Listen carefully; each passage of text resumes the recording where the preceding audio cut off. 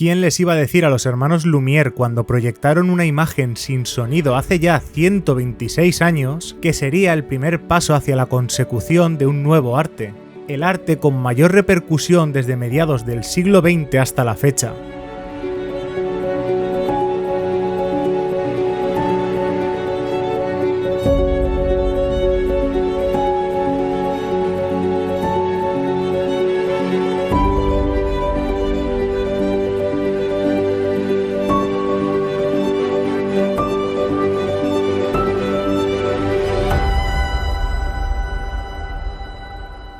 Bueno, a ver, si queremos ser totalmente rigurosos, el videojuego ha tenido tanta repercusión o más en los últimos 20 años. ¡La luz me pertenece!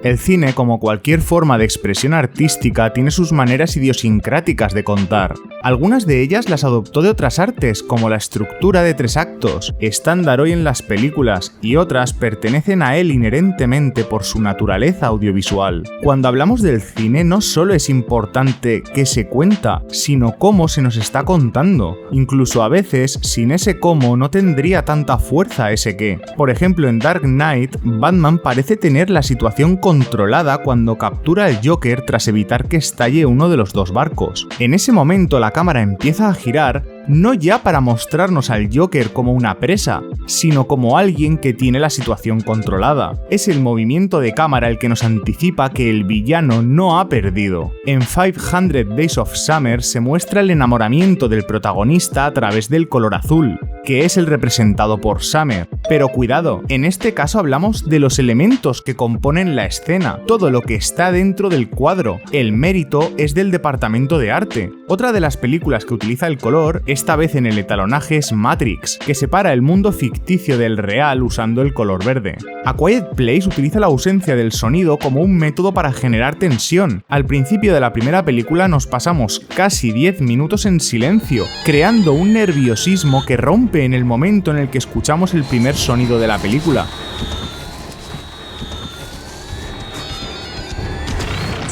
Incluso Nolan utiliza la ausencia del sonido como un elemento que apela directamente al espectador en Interstellar cuando la nave del Dr. Mann explota. De pronto estamos en el espacio, donde solo hay silencio, y vuelve a haber sonido solo cuando entramos en la nave de los protagonistas.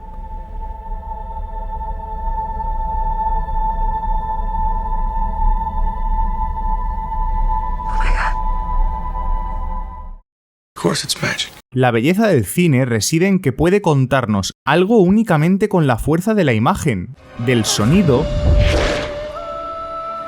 o ambas.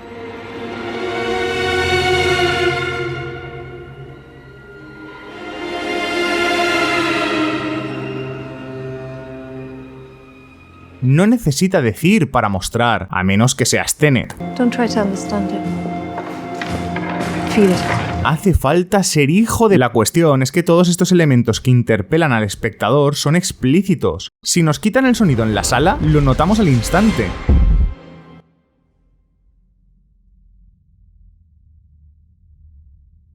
Los movimientos de cámara los estamos viendo. Aunque no sepamos interpretarlos, nos están hablando en un lenguaje que no hace falta entender para comprender. Y todos hemos visto El último emperador, donde es muy fácil distinguir las distintas etapas de la vida del protagonista a través del uso del color.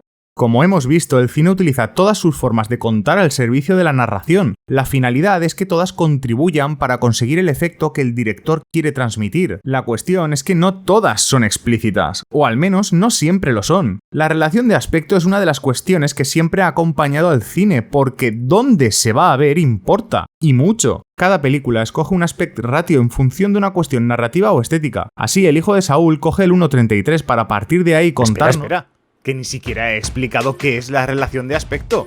La relación de aspecto siempre hace alusión a la proporción que hay entre el alto y el ancho de la imagen. Seguro que todos conocéis el famoso 16/9, que es el estándar hoy en día en nuestras casas, o el 4/3, que lo fue cuando los televisores eran cuadrados, y obviamente el 21/9, que es el que se usa en las salas de cine. Pero estas nomenclaturas que estoy utilizando se usan para televisión, no para el cine. En cine siempre hablamos de 1.33, 1.77, 1.85 o 2.35, que es el CinemaScope. Estas medidas las extraemos dividiendo, por ejemplo, el 16 de ancho por el 9 de alto. Así extraemos la cifra decimal a la que hacía alusión antes, en este caso el 1,77, y lo podemos expresar así o también lo podemos expresar a través de su proporción, es decir, 1,77 dividido entre 1, lo que quiere decir que la imagen es 1,77 veces más ancha que alta. Go, go, go, go. Por lo tanto, la relación de aspecto es uno de los elementos que tiene que tener en cuenta el director antes de rodar, porque eso decidirá el formato en el que se filmará y afectará la composición de los planos, blocking. Así vemos el 1.77 de mi serie favorita de HBO, True Detective, o el 1.33 de Ghost Story con esos bordes redondeados creando el efecto de un recuerdo, pasando por el 2.35 de algunas escenas de Once Upon a Time, el 1.85 usado en 8th Grade dirigida por Bo Burnham o el 1.37 de Elephant. Y solo he mencionado unos pocos aspect ratios, pero hay muchos más. Incluso en una misma película podemos ver varios, y ahí reside una de las cuestiones más importantes de este vídeo. Como hemos visto, el cine usa todas las herramientas que tiene a su disposición para contar una historia, ya sean los movimientos de cámara, el uso del sonido, o el color, o la información que debe contener cada plano para que nos genere una sensación concreta. Todos estos elementos suelen ser explícitos, los percibimos aunque no sea de una manera consciente, pero eso no ocurre siempre cuando hablamos de las relaciones de aspecto. De hecho, lo común es que funcione como un elemento implícito. The Hateful Eight te lo dice a la cara para que disfrutes la experiencia cinematográfica, grabado en el glorioso Ultra 70 Panavision, un formato que no se utilizaba desde 1966 en la película Cartoon. Ocupan tanta información las barras negras que mientras la veía pensaba: Oye, Quentin, ¿qué te iba a decir yo? Podrías, no sé, podrías abrir un poquito esto está un poco apretado, me estoy agobiando. Anda, abre un poco, anda. The Lighthouse utiliza un formato de 1.19. El formato tan estrecho impide ver lo que ocurre alrededor. Tienes el campo de visión limitado, y a lo largo de la narración me topé varias veces con las barras negras cuando buscaba más información intentando encontrar sentido a lo que ocurría. Pero es que es así como están los protagonistas, incapaces de ver más allá, y no creo que la sensación claustrofóbica hubiese sido tan poderosa de haber escogido un formato más panorámico. Lo mismo ocurre con El hijo de Saúl, que utiliza el 4/3 para enfatizar la agonía y sensación de aislamiento del protagonista ante una situación deshumanizante. El mismo Zack Snyder usó este formato para su versión de la Liga de la Justicia, emitida a través de HBO. Aunque de eso hablaremos un poco más tarde, las películas que hemos visto mantienen el mismo formato a lo largo del film. Entonces, ¿qué ocurre con las que deciden usar varios? Waves utiliza hasta 5 aspect ratios a lo largo de la película para reforzar los momentos de tensión y marcar los respiros. Siempre se cambian por corte y, al menos en mi caso, nunca sabía en qué momento se había hecho exactamente. Consigue que estés tan pendiente de la acción que el cambio es imperceptible, y no obstante está afectando a tu percepción. No percibes el cambio, pero sí sientes distinta la escena. Es brillante. It Comes at Night combina el 2.35 y el 2.75. El primero lo utiliza para contar la historia y el segundo para mostrar las pesadillas. Y una vez han sentado estas bases, aunque no seáis conscientes, lo habéis visto. El formato se estrecha a medida que la realidad de los protagonistas se va convirtiendo en una pesadilla, alcanzando finalmente el 2.75. Sin embargo, el cambio en el aspect ratio no se muestra de forma explícita porque quiere que sientas la misma tensión y angustia que los personajes. Y aunque no percibimos el cambio de forma clara, sí cambia cómo percibimos el resto de escenas, al igual que está cambiando la percepción de los personajes sobre su propia situación. Pero estas películas camuflan los cambios, buscan transiciones sutiles, porque quieren apelar al espectador, pero no de una forma directa. Aunque bueno, no siempre es así. Sin embargo, The Grand Budapest Hotel utiliza los aspect ratio de una manera distinta. Lo hace para situarnos en una época determinada. El 1.37 nos sitúa en los años 30, el 1.85 en los años 85 y el 2.39 en los años 60. Y lo mejor de todo es que Wes Anderson utiliza el formato de cine característico de las épocas que vemos en la narración. Otro que hace cambios de formato a lo largo de sus películas es Nolan, Quizá no tanto por una cuestión narrativa y más bien una limitación técnica. Lo podemos ver en The Dark Knight Rises, Interstellar, Dunkirk o Tenet. El porqué de los cambios de formato en las películas de Nolan se debe simplemente a las cámaras que utiliza. En Dunkirk filmó el 70% en IMAX, buscando la inmersión del espectador. El problema es que mientras estas partes están grabadas en el formato 1.43, las escenas donde hay diálogos se grabaron con cámaras digitales en formato 2.20, porque las IMAX hacen mucho ruido. Nolan siempre busca grabar en IMAX las escenas más espectaculares porque proporciona una mayor calidad de imagen y él piensa que ello hace la experiencia más inmersiva, y lo consiga o no, lo cierto es que a veces el cambio de formato se camufla bien y otra, sin embargo, resulta abrupto y molesta. Oh no, ay Dios mío, soy muy fan de Nolan. ¡Soy un normie! ¡Oh no, por favor, no os desuscribáis, por favor, no me quitéis el carné de cinéfilo, no sé! ¡Me haré una cuenta en Filming! Xavier Dolan utiliza el 1:1 en Mommy, un formato totalmente cuadrado para centrar la acción sobre los personajes y que el espectador no se pierda en otros detalles que puedan alejarle del drama que están sufriendo. Pero hay dos momentos en los que el protagonista respira y se olvida de esa situación agónica, y toda esa liberación que siente el personaje se nos muestra claramente cuando abre la pantalla y pasamos del 1:1 al 1.85 para volver poco después al 1:1, ya que ese solo ha sido un momento de respiro en la vida de los personajes, pero la situación no ha cambiado.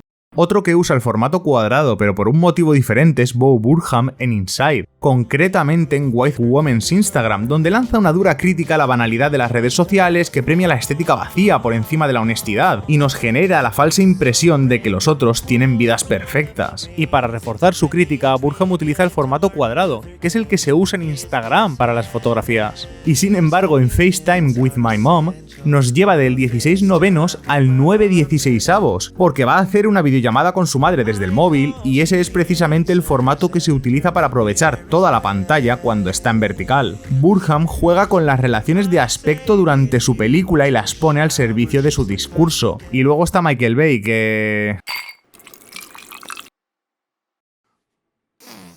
¡Vamos a meter 8 relaciones de aspecto en la misma escena, joder!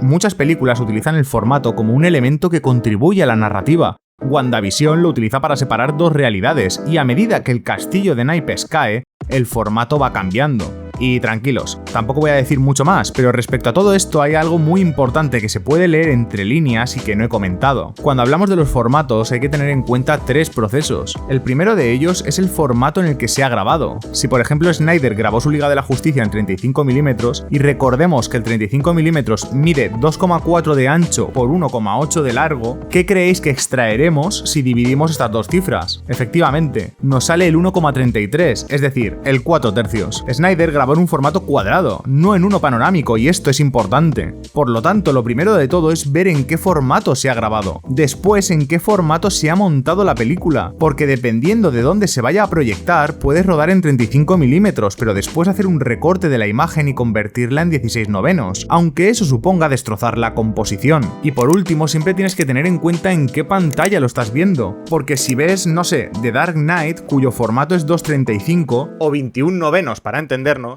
en un ultra wide no verás las barras negras, y si lo haces en uno de 16/9 sí, porque se tiene que acoplar ese formato al de tu pantalla para que no pierdas imagen. Sabiendo esto, parece que no tiene demasiado sentido toda la polémica que hubo en torno a Snyder, ¿verdad? No sé si os acordáis, pero fue muy criticado por rodar en un formato pensado para proyectar en una sala IMAX, que tienden a ser cuadradas, cuando finalmente se acabó lanzando a través de HBO. Se le cuestionó que no se emitiera en 16/9, teniendo en cuenta el formato de nuestras pantallas. La cuestión es que para hacer eso, como ya hemos visto, Snyder tendría que haber recortado la imagen cargándose toda la composición de la escena como ya hiciera Joss Whedon con las primeras tomas de la primera Liga de la Justicia en 2017. Nos guste o no, Snyder filmó en base a su visión creativa, pues según él el formato cuadrado permite centrar la importancia en los personajes y mucha gente se le echó encima, tildándole de snob pretencioso porque al parecer está aceptado socialmente que el cine independiente o de autor pueda utilizar cualquier herramienta que crea conveniente para contar su historia, pero para los blockbusters es un terreno vedado. Sea por cuestiones narrativas o meramente estéticas, o técnicas si eres Nolan, creo que deberíamos sentirnos afortunados de que haya autores que intenten ampliar el espectro de lo mainstream, porque los formatos, así como cualquier aspecto del cine, está ahí para que el autor se sirva de él y pueda transmitir al público su visión de la manera más más fiel posible. Otra cuestión es si esa película, sea la Snyder's Cut o cualquier otra, está bien contada y sea susceptible a ser cuestionada, pero estoy convencido de que asociamos erróneamente ciertas maneras idiosincráticas de contar según cuál sea la procedencia de la película, y eso ni es así ni debe serlo. Ningún tipo de expresión artística le pertenece a nadie por derecho, y la Liga de la Justicia de Snyder no va a ser más cine de autor o como queráis llamarlo por tener barras negras a los lados, y tampoco la va a hacer mejor película, pero sí que es cierto que creo que todos perdemos si cuestionamos en base a unas estructuras arquetípicas lo que puede o no hacerse. Es convertirnos en el palo que impide que la rueda avance, que el paradigma cambie. No es una cuestión de si hay más o menos imagen, como dicen muchos eruditos del cine, ni tampoco si lo hace Snyder para hacerse el interesante, lo cual es opinable, pero para mí criticar a Snyder por esto me parece tan ridículo como juzgar a un pintor por usar el óleo, o a un músico por componer con X acordes, o a un AAA por hacer un juego en 2D. No sé, quizá no sea exactamente lo mismo, pero es que no le encuentro sentido a quitarle herramientas a alguien cuando está creando. Así solo le estás limitando, y ese es el efecto que puede tener este tipo de críticas: dictaminar qué herramientas se pueden usar a la hora de expresarse en base a unas convenciones que están reproduciendo. No sabemos cuál será el estándar en nuestras casas mañana, así que creo que es importante valorar a estos autores que por unos motivos u otros deciden aparcar las modas y crear en base a su idea.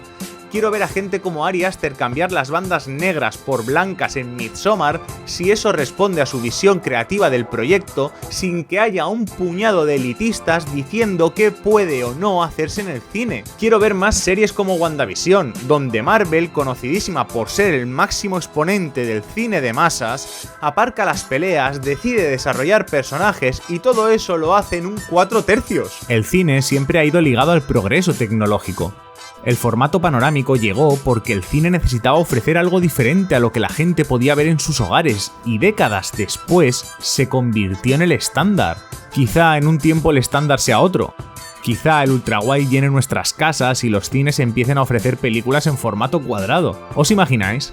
¿Quién sabe? Cuando la tendencia cambia y las modas consigo, eso implica un movimiento que trae cambios, y lo que empieza como una innovación tecnológica puede acabar convirtiéndose en el lienzo de tu historia.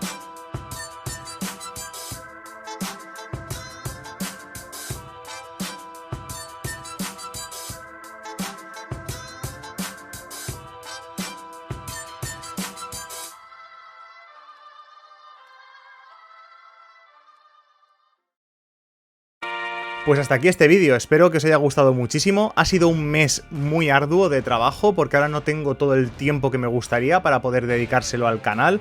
Así que no sé, me gustaría que comentaseis abajo qué os ha gustado, qué os ha parecido erróneo. Os he dejado de todas formas un comentario a modo de disclaimer explicando alguno de los errores o de las imprecisiones que he podido tener a lo largo del vídeo, y que no he cambiado en el vídeo porque había un proceso de trabajo mayor que simplemente dejar un comentario y deciros, oye, he fallado en estas dos cosas, simplemente por si le queréis echar un ojo. Y como siempre, recordaros que tengo un Patreon donde subo, pues no sé, la bibliografía de los vídeos, también subo los guiones mucho antes de que veáis el vídeo para que podáis comparar códigos de colores que utilizo, estructuras, no sé, cosas que creo que os pueden servir, y además siempre subo los vídeos con un bonus clip que añade información sobre mi persona o sobre alguna anécdota graciosa del proceso de creación de los vídeos, así que si os apetece podéis pasaros por ahí, que tengo el enlace en la descripción. Y como siempre, muchísimas gracias por verme, de verdad.